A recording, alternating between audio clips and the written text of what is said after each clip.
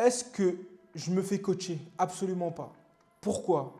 Je ne laisserai absolument personne me dire ce que je dois faire et ce que je ne dois pas faire. Surtout ce qu'il est possible pour moi de faire et ce qu'il n'est pas possible pour moi de ne pas faire. D'accord? Pour moi, ces gars sont illégitimes pour me coacher moi. Les autres, ils font ce qu'ils veulent. Salut les amis, j'espère que vous allez bien et bienvenue dans cette nouvelle vidéo. Aussi, je voudrais faire un petit clap d'applaudissements. C'est mon anniversaire les amis, donc c'est totalement normal. 31 ans maintenant. Le temps passe très vite. Nouvelle décennie, donc nouvelle vidéo. Let's fucking go. Donc encore bienvenue et merci de visionner cette vidéo.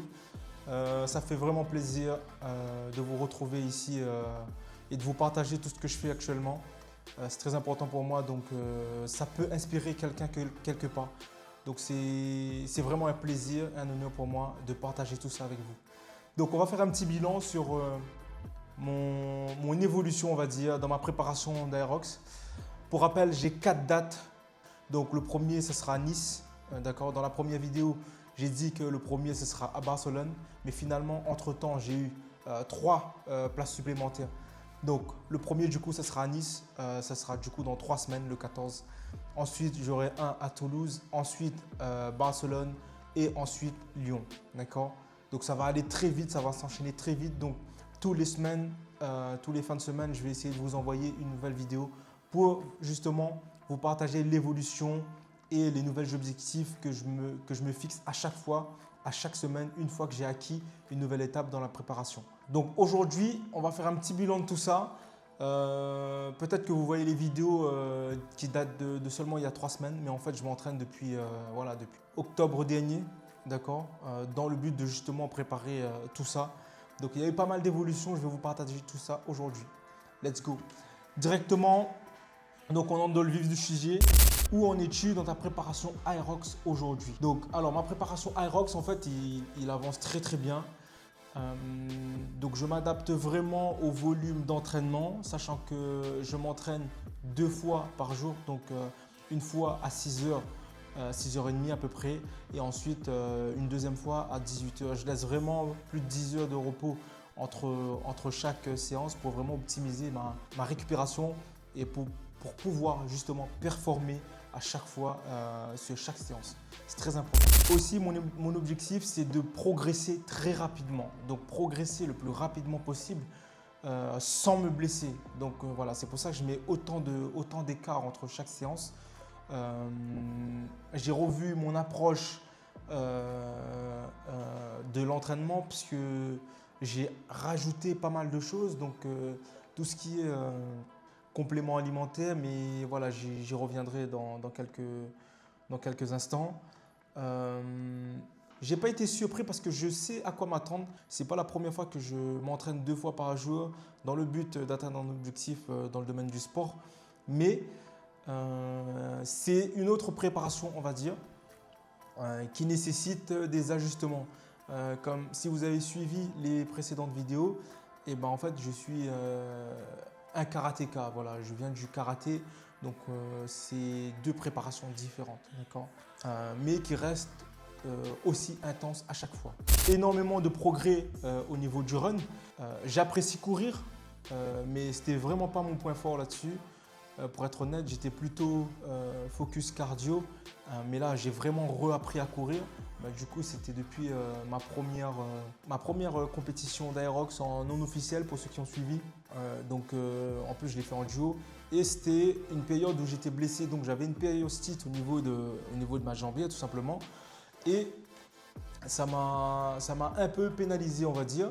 Maintenant, tout est rentré dans l'ordre. J'ai repris les chaussures adapté pour le run, j'ai repris les chaussures adaptées pour tout ce qui est Aerox. C'est tout un confort, c'est mieux que la dernière fois, d'accord. Et aussi en termes de run, franchement, je kiffe parce que maintenant je prends du plaisir à courir, même quand je fais du fractionné, d'accord. Donc tout ce qui est 6 x 400 mètres et ainsi de suite, je prends vraiment du plaisir à le faire. Pourquoi? Parce que y a l'équipement qui est adapté, quoi. J'ai les chaussures adaptées, j'ai pas peur de me blesser. Et ça, c'est vraiment un game changer, d'accord? Parce que j'avais toujours cette appréhension J'avais toujours peur de me reblesser, sachant que si je me blesse, bah, ça flingue toute la prépa, d'accord. Peut-être même que ça me ferait rater une date alors que j'ai déjà payé, donc c'est vraiment pas l'objectif. J'ai pris pas mal en vitesse, ça c'est incroyable. En mois de juillet dernier, je courais à la compète, je l'ai couru à 5,30, 5,40 le kilomètre, quoi. Vraiment, en plus on était en duo, donc j'ai pas pu performer malgré ma blessure. Mais voilà, j'étais quand même, j'avais du mal à descendre à 5 minutes le kilomètre. Alors que maintenant, à 4,17, à 4 minutes, je suis vraiment très très confort. Et ça, c'est incroyable. En 5 mois, je passe de 5 minutes 40 du kilomètre à 4 minutes du kilomètre actuellement. C'est juste fou en fait. Et je kiffe. Sachant que mon objectif pour le 14, c'est de courir à 3,45 minimum, d'accord. C'est vraiment l'objectif de rester, d'avoir ce rythme-là, 3,45 minimum le kilomètre. Ça va être limite, je pense, mais je ne voudrais quand même pas dépasser les 4 minutes, remonter dans les 4 minutes 30 le kilomètre, en plus de la fatigue. Donc normalement, c'est quelque chose que je pourrais gérer, mais à voir le jour de la compète, à voir comment je me sens. Normalement, je pourrais être en dessous des 4 minutes, voire juste rester à 4 minutes le kilomètre. Ça sera déjà très très bien. Aussi, l'objectif de cet Aerox, du premier Aerox, c'est encore une fois d'avoir uniquement de la data. Donc, pas forcément de faire un sub je ne sais quoi, juste avoir de la data, une base de travail sur laquelle je pourrais retravailler par la suite, améliorer les stations et tout. Donc, aussi me familiariser avec tout ce qui est l'environnement Aerox. Vous savez, les tours, combien de tours, les stations, les entrées, les sorties.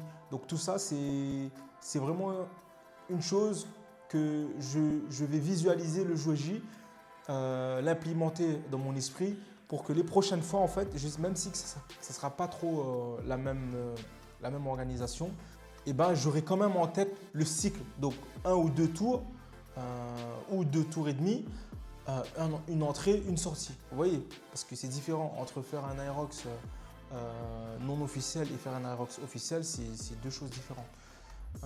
Donc tout ça, c'est prévu dans ma tête. C'est pour ça que je veux vraiment, je ne compte pas vraiment faire de temps ou battre un record ou quoi que ce soit. Le but, c'est vraiment d'avoir de la data, voir comment mon corps réagit en fonction de la prépa que j'ai fait, ensuite derrière ajuster. Sur quoi ai-je le plus travaillé?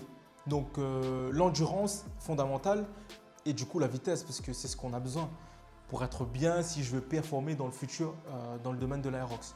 Et garder cette allure jusqu'au bout, quoi. Le but, c'est vraiment de tenir, avoir une cadence et la tenir de A à Z et ne pas faire de yo-yo. C'est vraiment ce que je veux éviter le jour J, c'est de faire des yo-yo. C'est vraiment le but, c'est vraiment pas le but.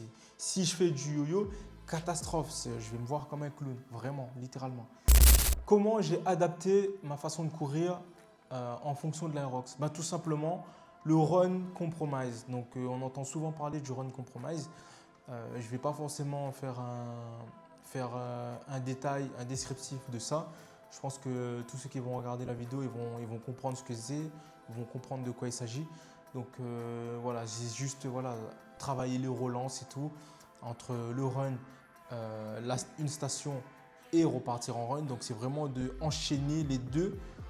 Enchaîner la transition plutôt de façon à ce que on n'est pas trop cramé, quoi. Donc exemple, on va sortir, on a fait notre run, premier run, on arrive sur les skis, et pas trop se cramer sur les skis au niveau du lombaire pour pouvoir justement repartir derrière tout en faisant, tout en essayant de rester à 4 minutes sur le premier station, sur les skis. Donc voilà, vraiment pas se cramer et avoir une bonne gestion de sa course. Et puis voilà quoi, juste j'ai amélioré tout ça, j'ai peaufiné tout ça, on va dire. Progrès en musculation, pareil, pas mal de progrès. Encore une fois, une des choses qui augmente la performance physique, les performances physiques, c'est de faire du 1 rep max. Progrès en bench, donc je suis passé de 70 à 100 kg, d'accord, ça c'est vraiment pas mal. Ensuite, tout ce qui est dips lestés, jusqu'à 5 reps, je crois que je Je suis à 20 kg lesté. Plus efficace, je suis plus efficace sur les sled push, sled pull. Je suis efficace aussi sur le ski.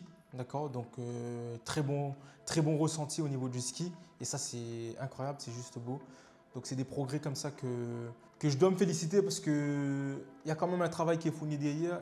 Et comme je suis seul dans cette bulle Aerox, je dois moi-même prendre du temps pour me féliciter parce que les gens ils vont te féliciter qu'à la fin, en fait, que quand tu as réussi. Mais dans le processus, tu es complètement seul. Question très intéressante. Est-ce que tu t'entraînes davantage sur la force brute ou sur l'efficacité et l'économie d'énergie? En fait, l'aérox, c'est vraiment l'équilibre entre ces deux éléments. Donc, force et économie d'énergie.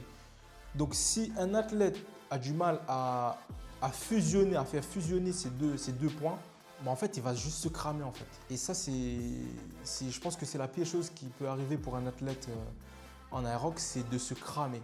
Et pour mon premier aérox officiel, mon premier objectif, c'est vraiment de ne pas me cramer.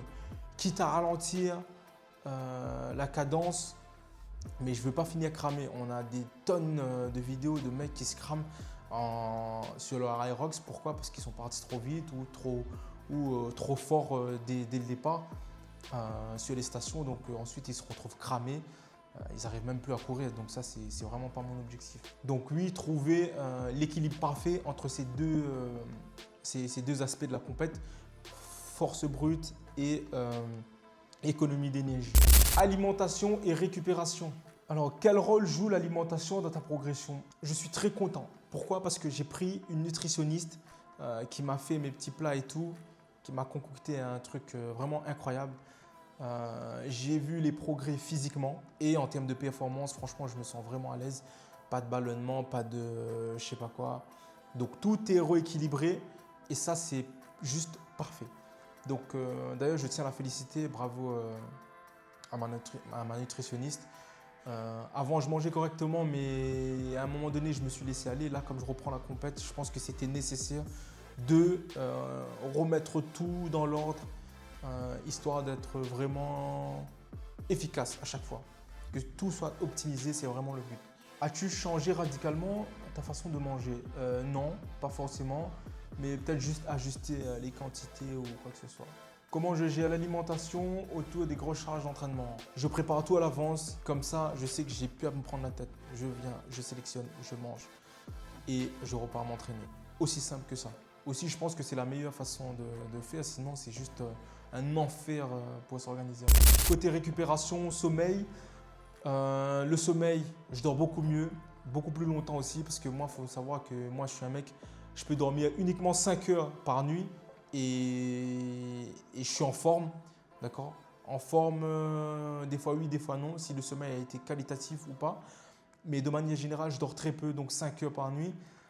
Mais maintenant, vu la charge d'entraînement, le volume d'entraînement que je m'impose, je suis obligé de pousser un peu plus, donc aller à 7 heures, d'accord, 6h30, 7 heures, parce que moi, j'arrive vraiment pas à dormir plus. C'est juste inconcevable pour moi, pour des raisons qui me sont propres. Je détaillerai peut-être dans une autre vidéo, mais ouais, je suis quelqu'un qui ne dort pas beaucoup. Pourquoi? Parce que productivité, rentabilité, ainsi de suite. Mobilité, donc je m'étire énormément. Donc je m'étire au total 1 heure par jour, donc 15 minutes le matin et 45 minutes le soir.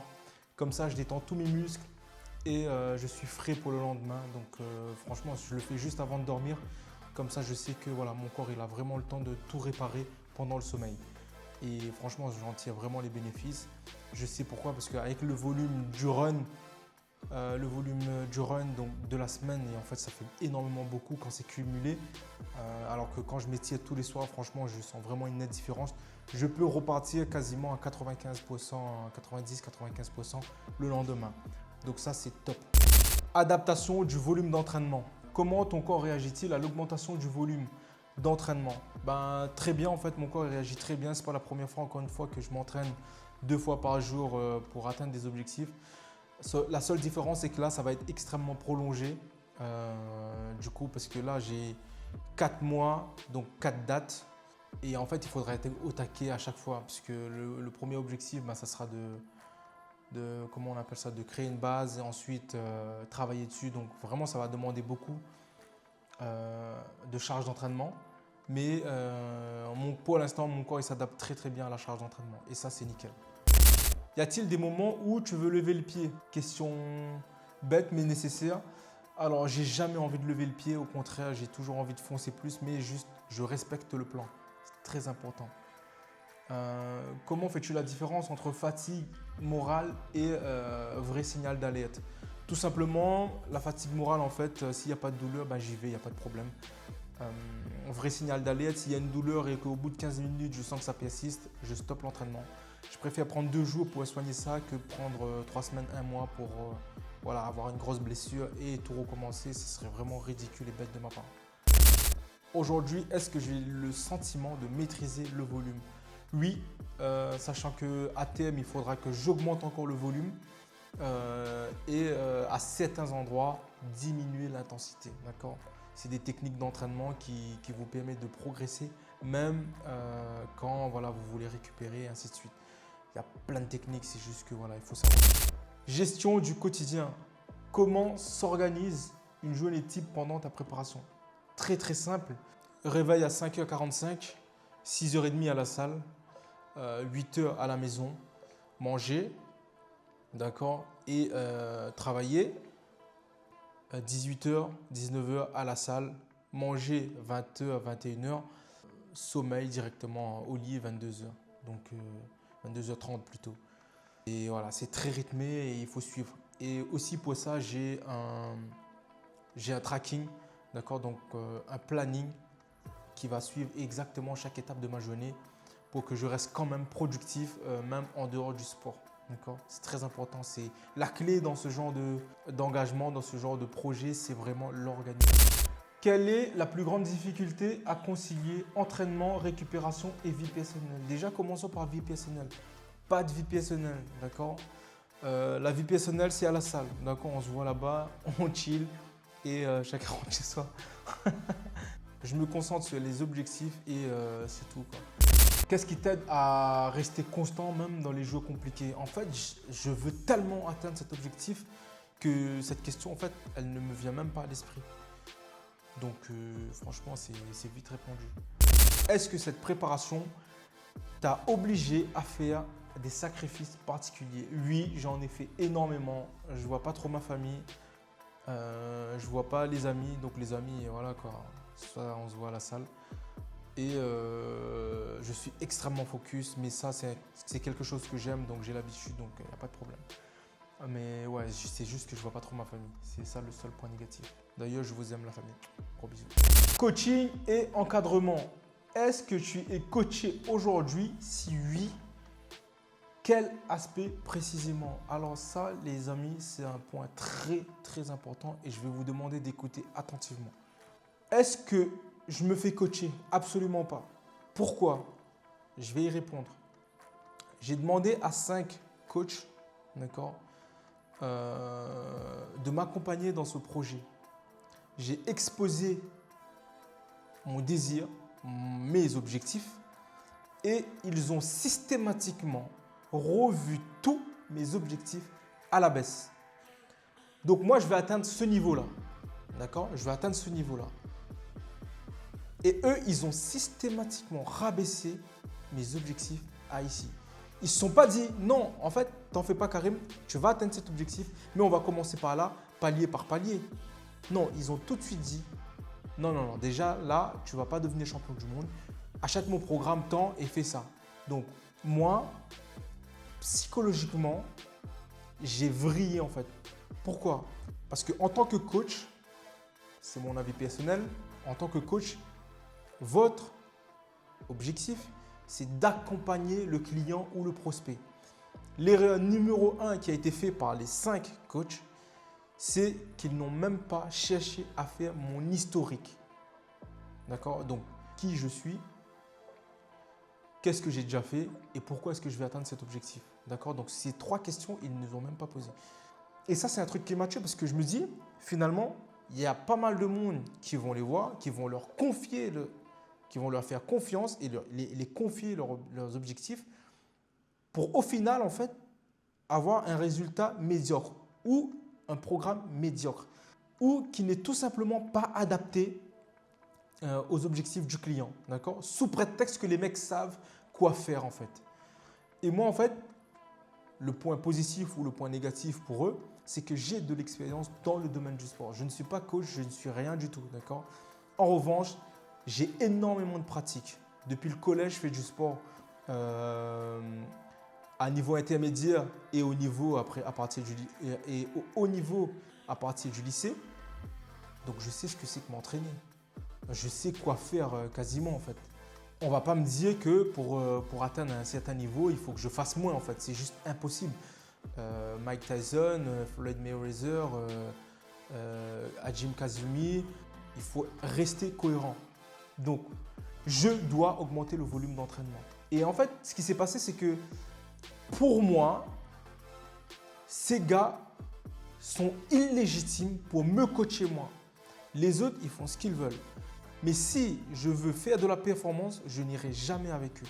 Et c'est là que je me suis rendu compte que en fait, ces coachs-là n'ont pas la mentalité de champion. Ils sont coachs, j'accepte, il n'y a pas de problème. Ils sont peut-être légitimes dans ce qu'ils font, mais ils ne sont pas calibrés mentalement pour vous accompagner à faire de la performance à haut niveau. Si c'est pour faire une perte de poids, ok. Une prise de masse musculaire, ok. Mais pour rechercher la performance, atteindre un niveau de performance élevé, ils ne sont pas calibrés. Et c'est ok, il n'y a pas de problème. Mindset et état d'esprit, autre partie très importante. Donc ça va remonter sur ce que j'ai dit juste avant. Pour ma part, en fait, je ne laisserai absolument personne me dire ce que je dois faire et ce que je ne dois pas faire. Surtout ce qu'il est possible pour moi de faire et ce qu'il n'est pas possible pour moi de ne pas faire. D'accord? Bien sûr, tout en restant cohérent. Si je dis que physiquement je peux atteindre un tel objectif, il n'y a strictement rien qui va me dévier de cette trajectoire, de cette pensée. Donc j'irai atteindre mon objectif quoi qu'il arrive. Il n'y a aucun doute par rapport à ça. Et donc, pour en revenir au coach que j'ai cité avant, les mecs ne sont pas légitimes, d'accord? Ils n'ont pas la mentalité de champion, donc ils ne peuvent pas t'accompagner. Pour ma part, moi, ils ne peuvent pas m'accompagner pour atteindre un objectif de champion. Limite, je peux aller seul, d'accord? Et je vais aller seul s'il le faut. Ou il faudra absolument que je m'entoure de champions pour y arriver beaucoup plus vite, d'accord? Peu importe quitte à être concurrent et tout, on s'en fout. C'est un sport, c'est le respect, c'est le partage. Bien sûr, on aime la concurrence, mais il faut que ce soit bienveillant. Mais je ne laisserai personne diminuer ma croyance dans le fait d'atteindre un objectif. En particulier ici, c'est devenir champion du monde Aerox, d'accord? Personne ne va briser mon mental en fait. Ça n'arrivera jamais. Peu importe l'objectif. Aerox, finance, peu importe. J'arriverai toujours à atteindre mes objectifs, même si ça vous déplaît. Comment est-ce que je gère le doute et la pression? Zéro doute comme d'habitude. J'ai l'habitude de dire que je n'ai aucun doute. J'efface absolument tous les doutes. Il faut comprendre que le doute, c'est une émotion normale, d'accord? C'est un sentiment normal, mais il ne faut strictement pas lui accorder du crédit. On ne rajoute pas du bois dans ce feu en fait. La pression, pareil, c'est la même chose. La pression sera toujours présente, mais voilà, c'est gérable, d'accord? Tu peux l'effacer. À quel moment sais-tu que tu es sur la bonne trajectoire? Parce que c'est difficile et que plus ça avance, moins il y a de monde, d'accord? Donc plus ça avance, moins il y a de monde. Et c'est un tri naturel en fait. Projection et objectifs. À ce stade, quels sont tes objectifs à court et moyen terme? Donc premier objectif, c'est déjà faire le premier Aerox. Faire un temps, je n'ai pas d'objectif de sub 1 heure ou je ne sais quoi. Juste déjà créer une base. Je donne tout ce que j'ai. Je vois ce qu'il y a à régler. Ensuite, je fais les réglages. Ensuite, on repart sur la prochaine compète. Donc déjà, commencer à créer une base sur lesquelles je pourrais travailler par la suite. Moyen terme, ensuite, on consolide. Et long terme, ensuite, je crée de la performance, tout simplement. Conclusion. Qu'est-ce que cette préparation Aerox t'a appris sur toi-même? que en fait, il y avait toujours ce feu en moi, d'accord?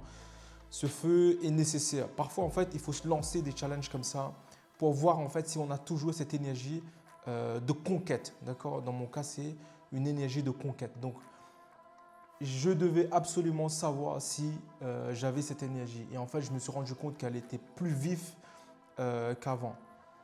Et ça, c'est un point très, très positif. Quel message aimerais-tu transmettre? En fait, mon réel message dans tout ça, c'est vous avez la mentalité, l'état d'esprit pour tout gravir, pour tout obtenir. Donc, il faut absolument tout faire pour obtenir ce que vous désirez le plus au monde, peu importe ce que c'est. Ne laissez personne diminuer vos objectifs, d'accord? Votre vision, vous êtes le seul qui peut le voir. Donc, c'est votre vision. Si vous l'avez vue, vous pouvez l'atteindre. N'oubliez jamais cette règle. C'est vraiment la règle absolue, le message absolu que je veux passer au travers de cette expérience, d'accord? Où est-ce que tu te vois dans un an? Dans un an, je me vois déjà performer et courir aux côtés des meilleurs coureurs mondiaux. D'accord? Cette vidéo s'achève. Merci à tous ceux et celles qui nous suivent, qui me suivent. Vous n'êtes pas encore nombreux, mais c'est déjà un immense plaisir pour moi de partager tout ça avec vous. C'est quelque chose qui me plaît vraiment. Donc, je vous remercie.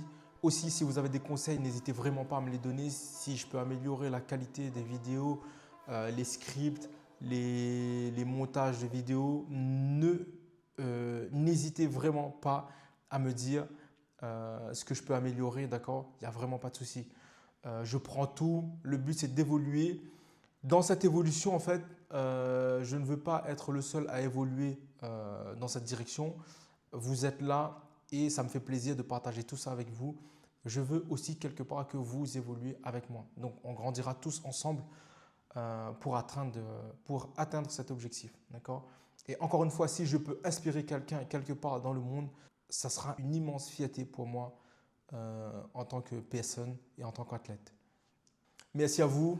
Bye bye. On se voit très vite pour la prochaine vidéo. Let's go. Et restez en fusion. Très important.